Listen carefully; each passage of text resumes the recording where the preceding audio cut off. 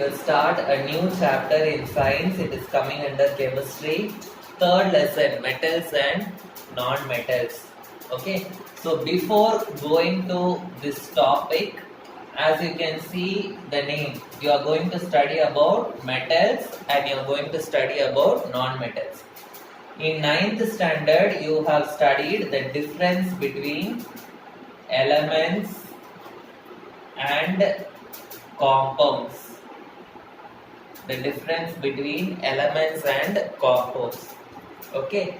So elements, there you studied in 9th standard that elements are divided into 3 types. Elements are divided into metals, non-metals and metalloids. Metals, non-metals and metalloids. So these metals and non-metals are coming under the category called elements. What do you mean by element? Element is nothing but a pure substance. Element is a pure substance. Okay. So you have studied about element and all in 9th standard. It is a pure substance. It is made up of only one type of atom. Made up of only one kind of atoms. Okay. So these metals and non-metals, they are coming under the category called elements. So first we will be studying about the general introduction of metals, general introduction of non-metals, and what are metalloids, what are the physical properties of metals, what are the physical properties of non-metals, that we will be studying today. So general introduction of all the three, and then physical properties of metals, physical properties of non-metals. Okay, so first, metals. What do you mean by metals? So metals, they are coming under the category elements. So metals are coming under the category called elements. Okay, so what the metals will do? The metals will lose electrons. Metals will lose electrons. So after losing the electrons, they will be getting a positive charge. So the metals will lose electrons.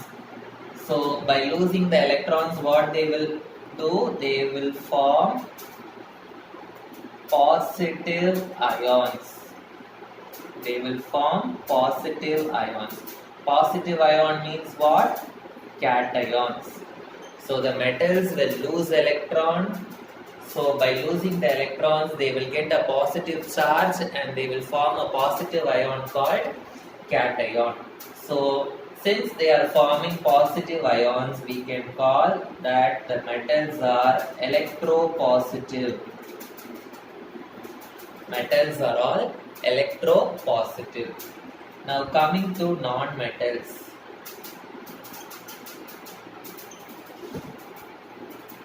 Non-metals are also coming under the category elements. Non-metals are also coming under the category called elements. Metals will lose electrons, we studied. So non-metals, they will gain electrons. Non-metals gain electrons. Next. If they lose electrons, they are forming positive ions. So if they gain electrons, they will be forming negative ions. So they form negative ions. Negative ions means they will form anions. Next one. Metals, they are electropositive. Why they are electropositive? Because they are forming positive ions. So non-metals, they are forming negative ions. So we can say they are electronegative. They are electronegative. So we have studied the general introduction of metals, then general introduction of non-metals. Now we are going to study the physical properties of metals. Physical properties of metals. Physical properties of metals is an important question. They may ask many one-mark questions from this. First one. Metals are all malleable. Metals are all malleable. What do you mean by malleable? Malleability means. What do you mean by malleable? Malleability means metals can be made into thin sheets. Metals can be made into thin sheets. That is called as malleability. So example, what are the metals which we can make into thin sheets? Aluminium metal, we can make it into thin sheet. Okay, gold, we can make it in silver, we can make it into thin sheets. Gold, we can make it into thin sheet. Copper, we can make it into thin sheet. Okay, so the next one, metals are ductile. Metals are ductile. What do you mean by ductile or ductility? Ductility means the metals can be made into thin wires. Okay, ductility means metals can be made into thin wires. So what are the metals we can make it into thin wires? Aluminium wire. In your electric current and all, in your transformer, it is made up of aluminium wire. Copper wire we can make in your houses. Okay, and we can also make wire with gold and silver. Okay, so gold and all is the most ductile metal. Okay, suppose if you take 1 gram of gold, with that you can make a very thin wire up to 2 kilometers we can make. Okay, so this is metals are more ductile. Okay, next, metals are sonorous. Metals are sonorous.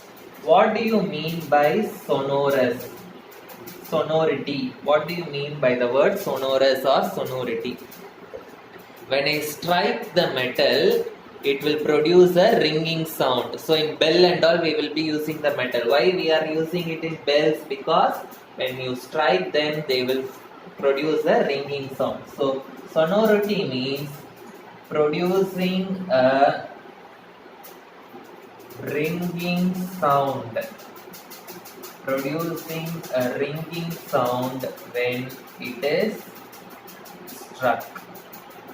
So when you strike them, it will produce a ringing sound. Example, copper. Copper bells and all you will use for this puja. Yes or no? So that and all is sonorous. The next one is metals are lustrous. Metals are lustrous. So what do you mean by lustrous? Lustrous means metals, they have a shining surface. They have a shining surface. Example, silver, gold, platinum. These are all metals. They have a very shining surface. Because they have shining surface, we are using them in jewelry. We are using them in jewelry. Why we are using them in jewelry? Because they are lustrous. Next one, metals are all solids. all the metals will be in solid form. There is one exception in this. Only one metal is there which will be in liquid form. So what is that metal? Mercury. So mercury is alone a liquid metal. Next, metals are all very hard. They will be very hard. So example, you can name some of the hard metals. Iron is a very hard metal. Here also we have some exceptions. The exceptions are sodium and potassium. Sodium and potassium, they are not at all hard. They are called as soft metals. Why they are called as soft metals? Because you can easily cut them with a knife itself. Okay, because they can be easily cut with a knife. They can be easily cut with a knife. Okay, so the next one is metals are good conductors of electricity. Metals are all good conductors of electricity. That means what? They will pass electric current. They are all good conductors of electricity. Example, copper, aluminium, all these metals are all good conductors of electricity. That is why we are using it to make electrical wires. Why we are using them to make electrical wires? Because they are all good conductors of electricity. Why they are all good conductors of electricity? Why metals are good conductors of electricity? If they ask a question like this, you must write, metals have free electrons. Metals have free electrons. Okay, so because of this free electrons, they will carry the current. So the metals have free electrons which carry the current. So that is why metals are all good conductors of electricity. Next, metals are good conductors of heat. Metals are good conductors of heat. Good conductors of heat means they can pass heat from one end to another end. Because of this only we are using them to make cooking vessels. For example, aluminium vessels, copper vessels and all we are making. Why? Because they are good conductors of heat. Since they are good conductors of heat, they are used in making utensils, cooking vessels or cooking utensils. Okay. In this they will ask some question, which is the best conductor of heat? Which metal is the best conductor of heat? The metal which is the best conductor of heat is silver. Silver is the best conductor of heat. And which metal is the poor conductor of heat? It will not conduct heat properly itself. Which metal is the poor conductor of heat? It is lead. Lead is the poor conductor of heat. Okay, so these two things they may ask in one more question. The ninth one, metals have high density. Metals have high density. What do you mean by density? Density, the definition you have studied in your lower classes. Density means mass per unit volume. What do you mean by mass per unit volume? Suppose if I take a metal, okay, Suppose if I take a metal, when I take a small portion of the metal, in that small portion itself, there will be many particles. Okay, that is only called as mass per unit volume. Okay, so when I take in a particular volume itself, there will be more mass. That is why we say that metals have high density. So in this also they will ask one mark question: which metal has the highest density? Okay, so the metal which has the highest density is iridium, IR. So this metal has the highest density. The next one, metals have high melting and boiling points. Metals have high melting and boiling points.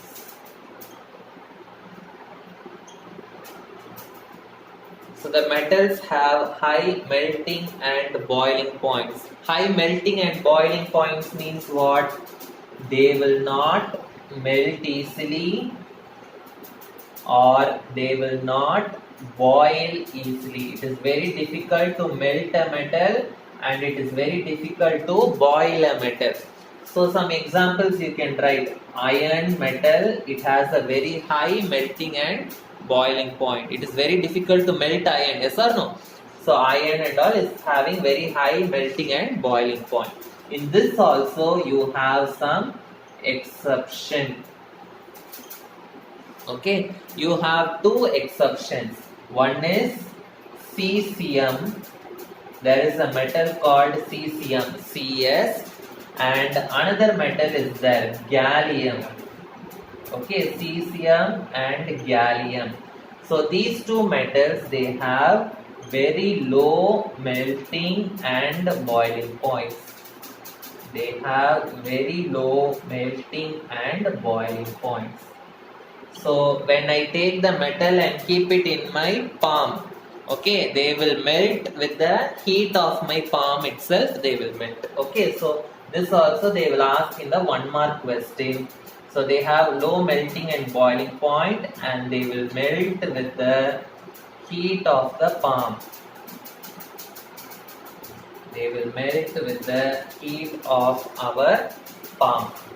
Okay, so we cannot change the shape of the metals easily, yes or no? Suppose if I want to change the shape of the metal, I have to beat it with hammer or anything very hardly. So I can say that metals have high tensile strength. Metals have high tensile strength.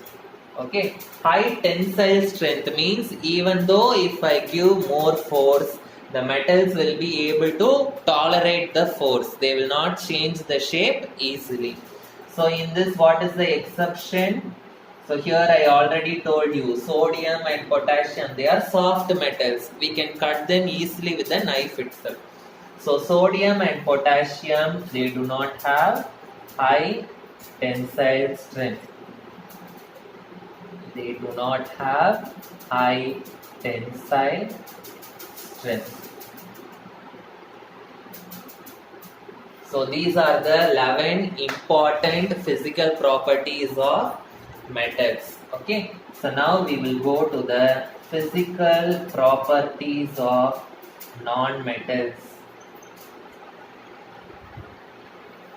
Physical properties of non-metals.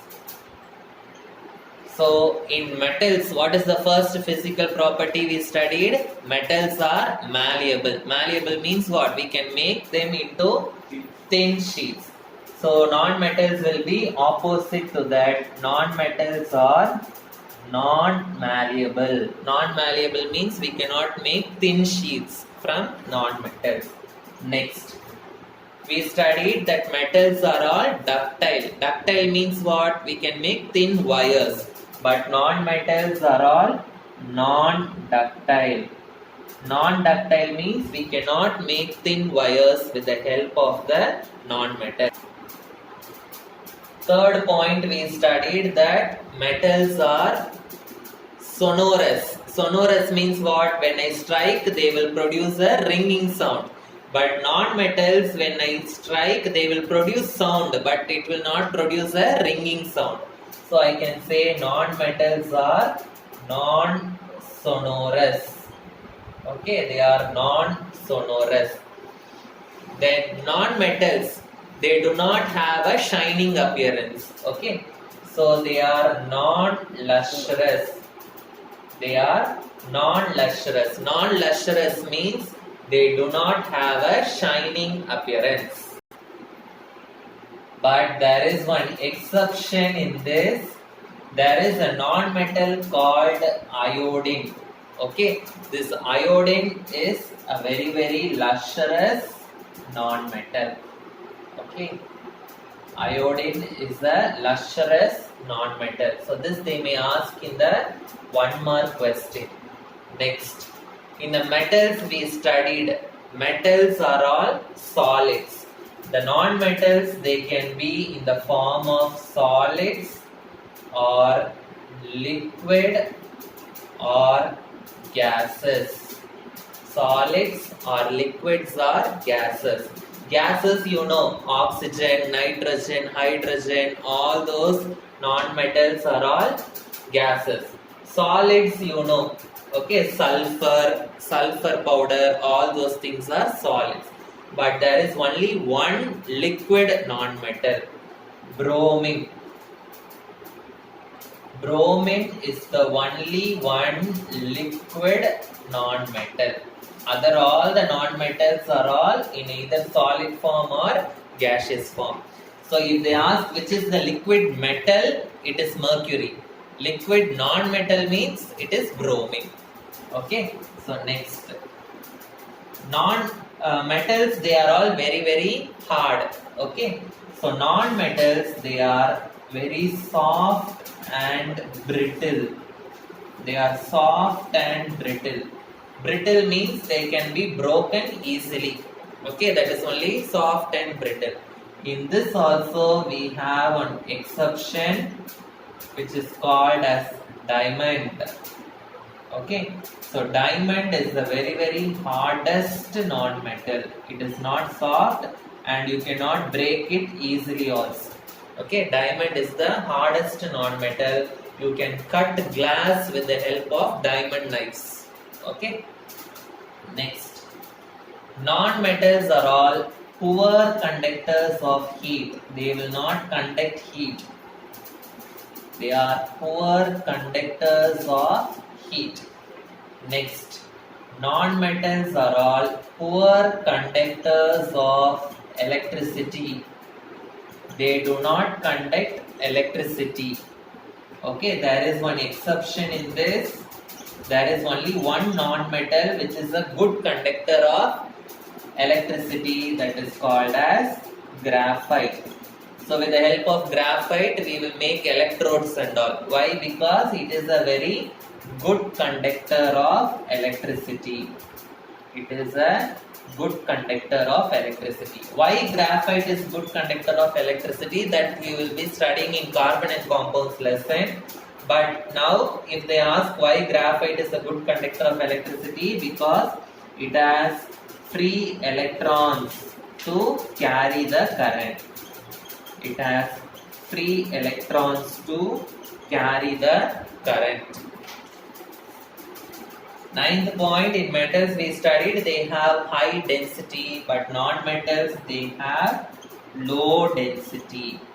Okay, low density means what? The mass per unit volume will be less.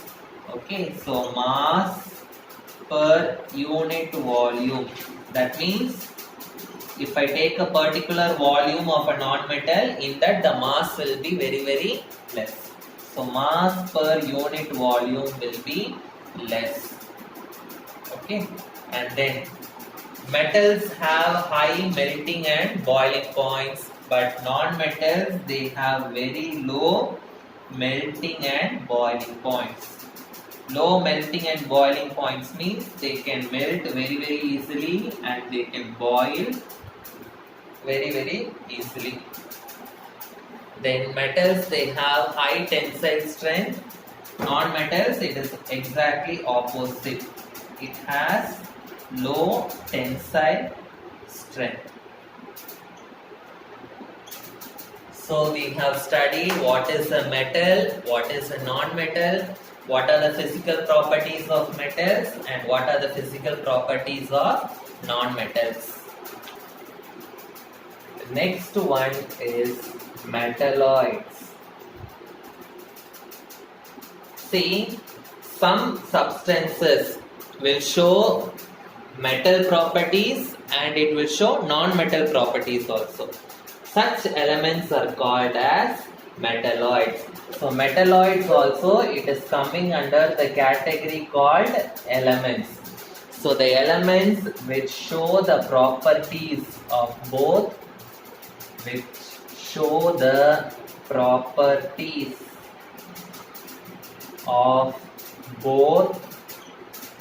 metals and non-metals, which show the properties of both metals and non-metals, they are called as metalloids. So example for metalloids are silicon, okay, germanium, boron, etc. Silicon, germanium, mostly silicon and germanium are the famous metalloids. So what are metalloids? They show the properties of both metals and non-metals.